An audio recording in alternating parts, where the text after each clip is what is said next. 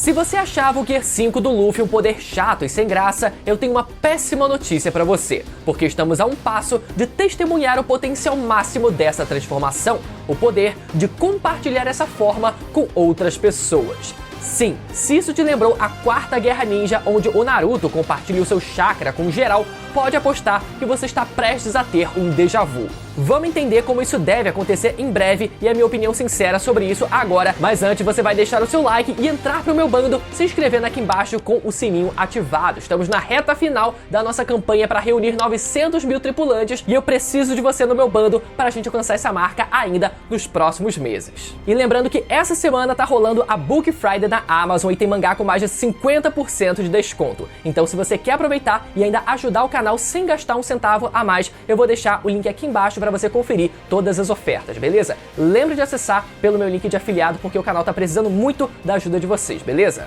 Agora sim, vamos lá. Primeiro de tudo, para podermos entender como Luffy será capaz de compartilhar o seu modo Nika no maior estilo Naruto na Quarta Guerra Ninja, precisamos falar de uma outra personagem, Imo, a nossa Kaguya aqui do mundo de One Piece. Eu prometo que eu vou parar com as comparações, foi só para fins meramente ilustrativos. Bom, mais de 200 capítulos atrás, descobrimos a existência de uma figura que se encontra acima até mesmo dos Gorosei em nível de autoridade. Apesar dos Gorosei serem oficialmente conhecidos como a autoridade máxima do mundo, descobrimos que quem realmente controla o governo mundial por trás dos panos é essa figura enigmática conhecida como Imo.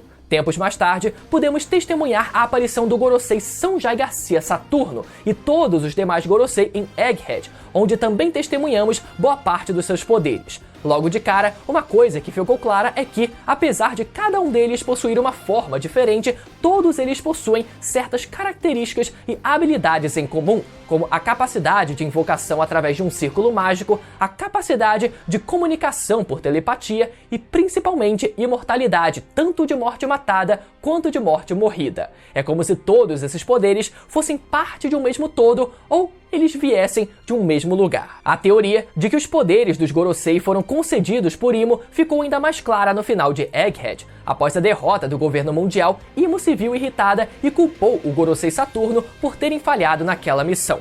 Por esse motivo, Imo revogou os poderes de Saturno, incluindo a sua imortalidade, numa das raras, porém mais marcantes mortes na história de One Piece. Como consequência, Saturno envelheceu todo o tempo de vida que ele teria se nunca tivesse obtido a imortalidade, restando apenas o esqueleto e não sobrando nada pro beta do Saturno. Além disso, o que já era óbvio, ganhou um indício ainda maior com a introdução dos Cavaleiros Sagrados, os soldados de elite do governo que ajudam a manter a ordem na Terra Sagrada de Marijoa. Descobrimos que os Cavaleiros, assim como provavelmente os Gorosei, possuem uma literal marca em seus corpos que serve como mais uma prova de que Imo compartilha parte dos seus poderes com aqueles abaixo dela. Para fins de comparação, basta lembrarmos da marca da maldição em Naruto, em que o Orochimaru marcava o seu alvo e concedia um nível de poder ainda maior para o Sasuke, e para outros também, né? Agora, como exatamente Imo seria capaz de fazer isso dentro da lógica de One Piece? Como ela foi capaz de compartilhar os seus poderes com todos os Gorosei e até alguns dos Cavaleiros Sagrados? Bom, a minha tese para isso envolve o despertar dos poderes de Imo. Sabemos que o despertar de uma Akuma no Mi permite ao usuário conseguir externalizar o seu poder a ponto de afetar o ambiente ao seu redor e afetar até mesmo outros seres vivos ao seu redor. O maior exemplo disso é o próprio Luffy e o seu Gear 5, que consegue moldar não apenas o ambiente como borracha, mas é capaz também de moldar os corpos dos seus inimigos como se eles fossem feitos de borracha.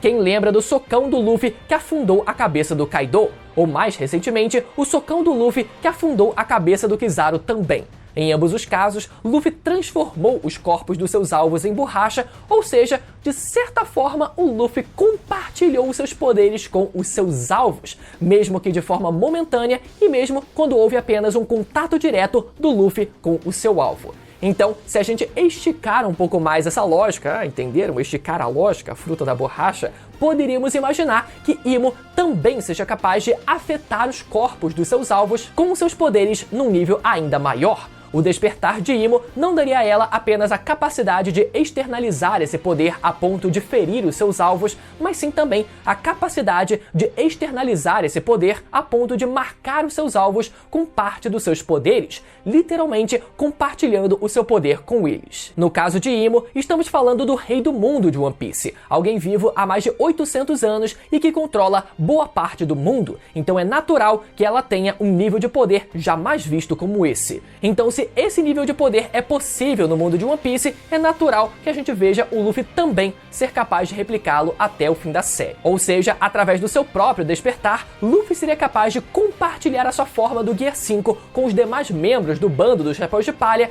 e, quiçá, com outros dos seus aliados. Agora, o que eu acho sobre isso? Primeiro de tudo, eu acho que se o Oda seguir um padrão de desenho parecido com essa fanart, eu acho que visualmente essa ideia tem muito potencial. Olha só essa Robin, olha só essa Nami, olha só esse Frank e olha só esse Brook. Cara, não só o Luffy teria um corpo de borracha, mas todos os Mugiwaras também teriam um corpo de borracha sem a necessidade do Luffy tocar neles diretamente, como ele ainda precisa fazer hoje em dia. Então isso realmente daria uma liberdade criativa enorme para o Oda poder mesclar as habilidades naturais de cada Mugiwara com a capacidade de se esticar que eles passariam a ter. Imagina, por exemplo, o quão grande a espada do Zoro poderia ficar se fosse feita de borracha. Imagina o quão longe a perna do Sanji poderia alcançar se fosse feita de borracha. O Oda teria todo um novo leque de possibilidades para trabalhar, todo um novo estilo de luta que ele poderia criar.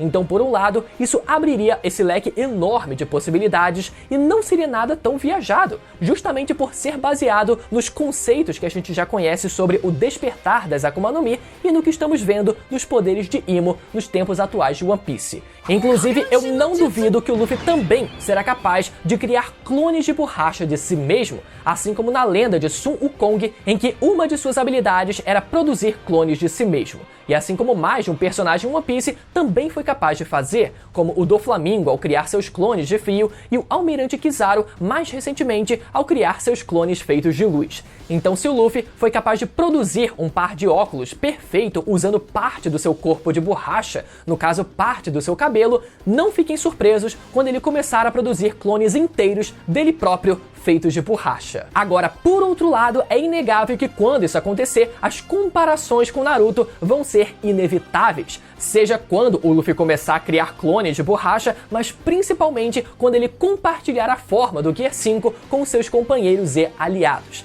Na Quarta Guerra Ninja, vimos Naruto compartilhando o seu chakra com boa parte do elenco da guerra, então se apenas o fato do Luffy deixar de ser aquele garoto comum de uma vila qualquer e se tornar o grande predestinado depois da revelação da fruta de Nika já foi motivo para comparação e treta na internet, eu tô ansioso para ver a discussão que isso vai causar também. Agora, eu realmente acho que as comparações com Naruto vão ser os menores dos problemas. O que eu realmente tenho medo é que a partir do momento em que o Luffy compartilhe os seus poderes com todos os membros do seu bando, todas as lutas do Chapéu de Palha se tornem um grande show de comédia para todo lado. O Gear 5 pode sim ser visualmente incrível, mas é inegável que o fato dele ser tão engraçado tira boa parte do peso das lutas de One Piece. Então o Oda teria que dosar isso muito bem, principalmente nos momentos de luta mais dramáticos da série. E eu acho que o Oda ele conseguiu dosar muito bem isso na luta contra o Kaido, por exemplo. Apesar do Luffy ter feito um monte de graça contra o Kaido depois de entrar no Gear 5,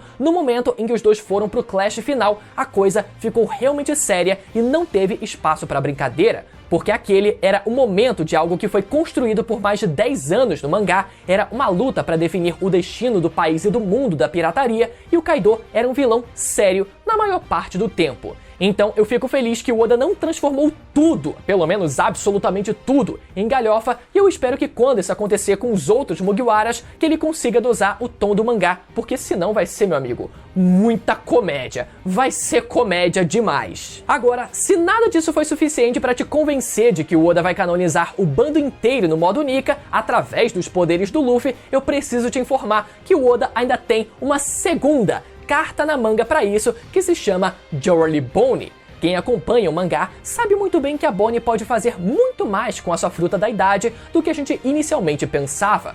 Como vimos em Egghead, ela é capaz de não apenas alterar a própria idade, mas também futuros alternativos em que ela fosse, por exemplo, o deus do sol Nika. Dessa forma, ela se transforma numa versão 100% igual a de Nika, só que mais fraca do que a original. E adivinha só, a Bonnie também é capaz de imaginar esses futuros alternativos em outras pessoas também, como ela fez com o próprio Luffy. Durante o arco, ela transformou o Luffy num velho caquético, que foi uma versão desenhada previamente pelo Oda que simbolizava o futuro em que a vida do Luffy deu errado, ou seja, um futuro alternativo. Afinal, a vida do Luffy ela não está perto de dar errado. Então, sim, é possível que a Bonnie imagine um futuro alternativo onde cada Mugiwara possua os poderes de Nika, assim como ela própria imaginou para si. Na verdade, considerando que o Oda tem essas duas cartas na manga, pode ser que a Bonnie seja a primeira a usar os poderes para criar um exército de Nika, talvez ainda durante esse arco de Elbaf, né? Levando em conta que a Bonnie continua junto do bando e o deus do sol Nika tem estado muito em evidência na mitologia de Elbaf, e posteriormente, talvez só durante a batalha final contra Imo,